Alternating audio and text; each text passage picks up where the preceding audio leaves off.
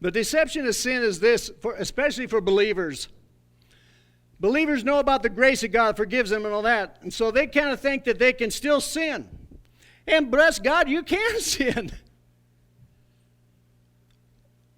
And though you're forgiven, the consequences of sin still come.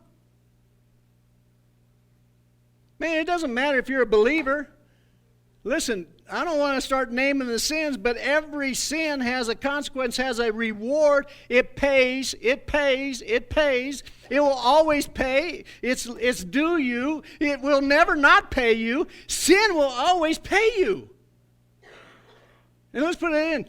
You know, sin is missing the mark. Sin is failure. Failure will always pay you.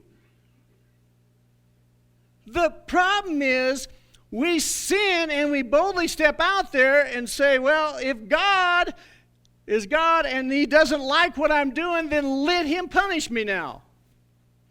And when no punishment comes, we actually think we're getting by with it. I mean, this whole message on grace and the extreme grace, I understand. But here's the problem. You're still forgiven, but the sin will still pay you. But it doesn't pay immediately. And you can go for a long ways in your sin before the payment comes. And then all of a sudden, 10 years, 15, 20 years down the road, bam, payment is coming. And you know what people do? What? What's going on? I've been believing God, my body is breaking down. I've been believing God, every relationship I got is falling apart. I've been believing God and I'm broke. What's going on? Payment. And the deception of sin is, but I thought if I was wrong, God would have stopped me. No. Man, there are preachers that have been preaching for 30 years, drunk on alcohol. For 30 years, changing the world. There are other preachers that have turned the world upside down and been in adultery the whole time. Here's their thinking. If it was so wrong, God would stop me. His gifts and callings are without repentance. He won't change them. They'll still work as the Word works, the anointing works. You cannot look at your life and say, well, everything else is going pretty good. I just know this area is not too good. Payment will come. Is God mad? No. Is God the one paying? No. He's not paying. In fact, He's doing everything He can to whisper in your ear, wake up. Hey, not good.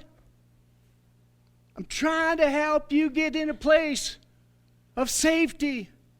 Run to me. And by the way, true repentance isn't just quitting sinning. True repentance is when you come to oh my gosh, my thinking's been all screwed up.